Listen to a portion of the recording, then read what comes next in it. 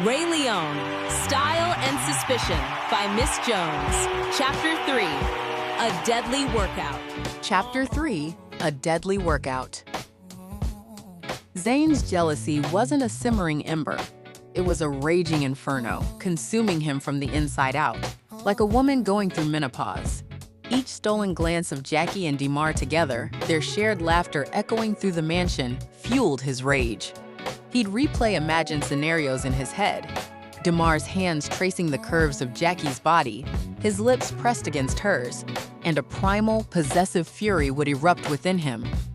It was a visceral reaction, a territorial instinct that overrode any semblance of reason. He was obsessed with Jackie, a dangerous, all-consuming obsession that blurred the lines between admiration, envy, and this nigga crazy AF. Normally, he was the heartbreaker. Zane had dated some A-listers, and his fiancée, a trainer to the stars, had a huge following in her own right. But it was something about Jackie. Maybe it was that she only honned. He'd built a shrine to her in his mind, elevating Jackie to an unattainable goddess, while simultaneously resenting her for remaining just out of reach. Marley, his fiancée, was starting to notice the subtle but disturbing changes in his behavior. The late-night whispers, the distracted gaze, the way he flinched whenever Jackie's name was mentioned. One afternoon, while cleaning Zane's office, Marley stumbled upon a hidden folder on his phone. It was password protected, but she guessed it was his birthday. Men are so dumb. Inside, she found a collection of photos of Jackie. They weren't overtly sexual or compromising. They were seemingly innocuous. Candid shots taken during work meetings, a playful selfie from a recent event, a photo of Jackie laughing with her team. But the sheer volume of them, the way they were meticulously organized and hidden, sent a chill down Marley's spine. It wasn't the pictures themselves, but the obsessive nature of their collection that stung. It felt like a betrayal, a confirmation of her deepest fears. He was in love with Jackie. "Zane, what's going on between you and Jackie?" Marley demanded, her voice sharp and laced with a mixture of anger and hurt. She stormed into his office at the mansion, phone clutched tightly in her hand. "I've seen all the fucking photos in your phone, so don't lie, nigga." Zane felt a cold sweat prickle his skin. He hadn't expected her to find them. He'd been so careful, or so he thought. "There's nothing going on, Marley," he stammered, his voice laced with forced nonchalance. "It's just work." "Work?" Marley scoffed, her voice dripping with sarcasm. "You must think I'm a damn fool. You're spending more time with her than you do with me. You're always at her house, always around her. We haven't even gone on a date in weeks." He needed to distract her, to diffuse the situation before it escalated. He knew Marley could be volatile when she was upset. "Look," he said, his voice softening, "let's talk about this, but not here. Everyone can hear us. Come on." He kissed her softly. "Let's go to the sauna. We can talk privately." Marley hesitated, her anger warring with the desire for a private conversation, away from the prying ears of the mansion staff. The sauna, a secluded space within the mansion's extensive training facilities, offered the privacy she craved. "Fine," she conceded, her voice still tight. "Only because I don't want anyone to hear what the fuck I have to say to you. So come on, but make it quick." Zane watched her go, a sinister glint in his eyes. A chilling smile played on his lips as he formulated his plan. He quickly slipped into the security room, a small, windowless space filled with monitors displaying feeds from security cameras throughout the mansion. With a few deft keystrokes, he disabled the cameras covering the sauna and the surrounding hallway, ensuring his actions would go unseen. Then, he made his way to the sauna, his steps light, his demeanor chillingly calm. The argument in the sauna was explosive, a volatile mix of accusations, denials, and raw emotion. Marley, fueled by a mixture of anger, hurt, and a growing sense of betrayal, accused him of being a cheater, a liar, a manipulator, and a piece of shit. He denied it, his voice rising in feigned indignation. But the dam of his carefully constructed facade finally broke under the pressure of her relentless questioning. "Fuck it, I love her, Marley," he confessed, his voice raw with a desperate kind of honesty. "I'm obsessed with her, and I hope I can convince her to give me a shot. It started as a little thing, you know how I do. But this time, I got hooked. but she is not interested in anything serious with me. For now, I'll do anything to be with her. Zane's eyes narrowed, the chilling smile returning to his lips. You won't. Nigga, watch me, she sneered, rolling her eyes, turning to leave, her hand reaching for the sauna door handle. But before she could take a single step, she gasped, clutching at her throat. Her face contorted in a mask of terror, her eyes bulging, blood vessels bursting in her face. She began to scratch frantically at her skin, a bright red rash erupting across her arms, neck, and chest. What did you do? She choked out, her voice barely a whisper, her breath coming in ragged gasps. Zane smirked, his voice dripping with icy satisfaction. I knew you'd threaten me, so I took a little precaution. A few drops of peanut oil on the hot rocks. A little surprise for my sexy-ass allergic fiancé. Marley's eyes widened in terror, realization dawning in her gaze. You poisoned me? What kind of Matlock shit do you have going on here? If I recall correctly, Zane said, his voice chillingly calm, the words precise and measured. You're deathly allergic to nuts. He watched with a detached fascination, his eyes gleaming with a cold, clinical curiosity as Marley collapsed to the floor.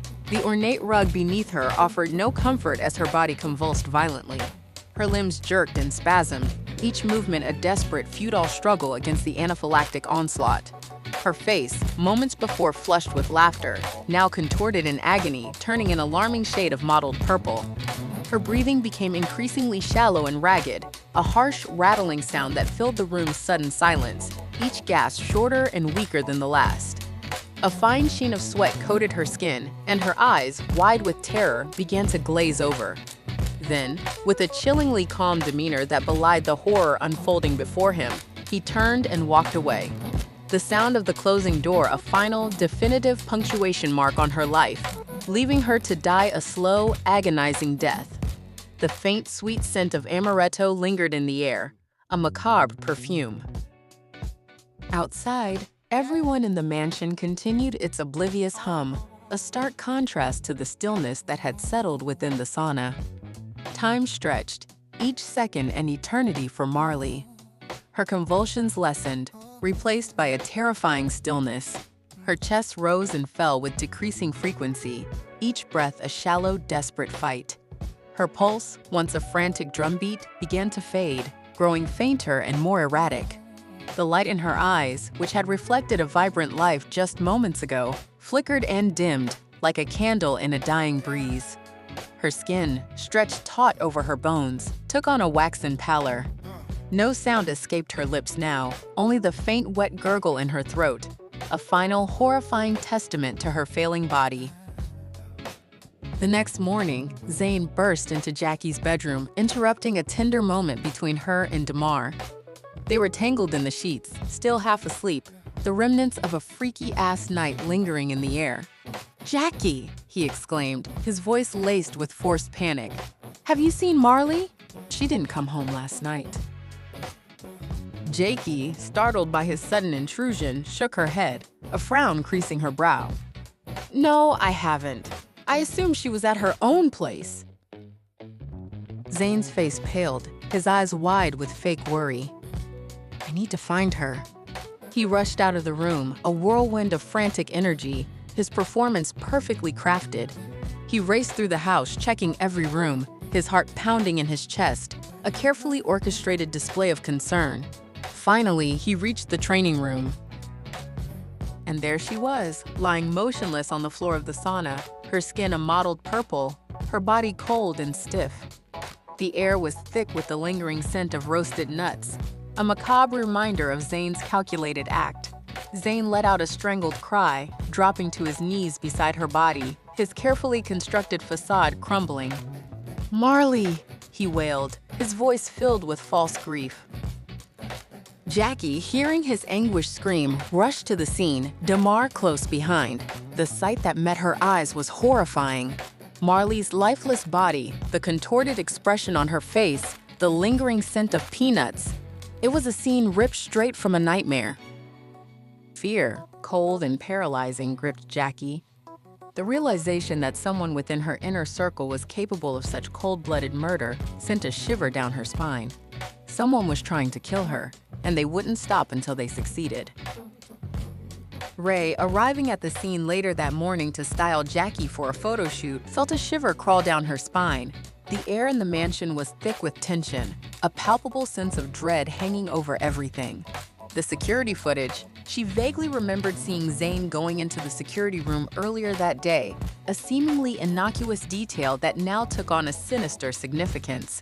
And now, Marley was dead, the circumstances surrounding her death undeniably suspicious. Something felt off. It wasn't just the death itself. It was the atmosphere, the subtle undercurrent of malice that permeated the mansion. As she surveyed the scene, her keen eye noticed something peculiar, a small, gold fraternity pin lying near the sauna door. It was tarnished and slightly bent, but the insignia was still visible, a stylized griffin, the symbol of Kappa Cain fraternity. Rae picked up the pin, her brow furrowed. A fraternity pin? What was that doing here? And who did it belong to? With so many people coming and going from the mansion, stylists, makeup artists, security guards, and of course, Damar and his entourage, it would be like finding a needle in a haystack. But Rae, ever the observant and resourceful one, was determined to find the owner of the pin. It was a tangible clue, a thread she could pull on, and she was determined to unravel the mystery, one thread at a time. What's up, my true tellers? Miss Jones here, and honey, if you thought Chapter 2 was spicy, Chapter 3, a deadly workout, just set the whole kitchen on fire. We're talking obsession, betrayal, and a murder so cold it'll give you chills. Truth serum, the sauna scandal, and a killer reveal. All right, let's dive right into the deep end, because Zane? He's not just jealous, he's full-blown obsessed with Jackie. We're talking a raging inferno of fury every time he sees her with Damar. And get this, our boy Zane, the supposed heartbreaker with an A-list trainer fiancé named Marley, has been secretly building a digital shrine to Jackie on his phone. Talk about a stage 5 clinger. Marley's discovery and Zane's sinister move. Now, Marley's no fool. She's been noticing Zane acting weird. And because men are so dumb, her words, not mine, but I'm not disagreeing, she guesses his phone password, his birthday. Inside, she finds a treasure trove of Jackie pics. Nothing scandalous, just tons of them, meticulously hidden. That's not love, honey, that's obsession. Marley confronts Zane, phone in hand, and she is furious. He tries to play it off as work, but she's not buying it. She's yelling about him spending more time with Jackie than her and how they haven't been on a date in weeks. To defuse the situation, Zane, ever the snake, suggests they go to the sauna to talk privately. But get this, our boy Zane takes a detour to the security room and disables the cameras around the sauna. Red flag, anyone? A deadly confession and a chilling exit. In the sauna, things explode. Marley's accusing him of being a cheater, a liar, a manipulator, and Zane finally drops the bombshell. Fuck it, I love her, Marley. I'm obsessed with her. He even admits he'd do anything to be with Jackie.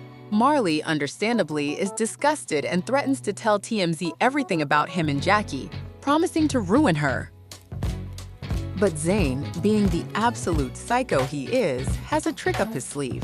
He knew she'd threaten him. He smugly reveals he put peanut oil on the hot rocks in the sauna, knowing Marley is deathly allergic to nuts. Marley collapses, gasping for air, a rash erupting, as Zane watches with a chilling, detached smirk. He then just walks away, leaving her to die a slow, agonizing death. The lingering scent of amaretto, a macabre perfume, is just the chef's kiss on this horrific scene. A discovery and a new clue. The next morning, Zane bursts into Jackie's bedroom, faking panic about Marley not coming home. He searches frantically, only to discover Marley's lifeless body in the sauna, conveniently covered in a telltale mottled purple skin and the scent of roasted nuts. Jackie and Damar are horrified, and Jackie realizes with chilling certainty that someone in her inner circle is a cold-blooded killer. Later, Rae arrives, and the mansion is thick with dread. Her keen eye spots something vital, a small, tarnished gold fraternity pin near the sauna door with the insignia of Kappa Cain. A fraternity pin? What's that doing there, and who does it belong to? Rae, being the sharp cookie she is, pockets it, knowing this tiny clue could be the key to unraveling this whole deadly mystery. So, my loyal Truth Serum listeners, Zane is officially off the deep end. But who does that fraternity pin belong to? Could it be a new suspect, or is it connected to someone we already know? The plot thickens, darlings. Stay tuned, because Miss Jones will be back to spill more tea. What are your theories on who this pin belongs to? Drop me a line.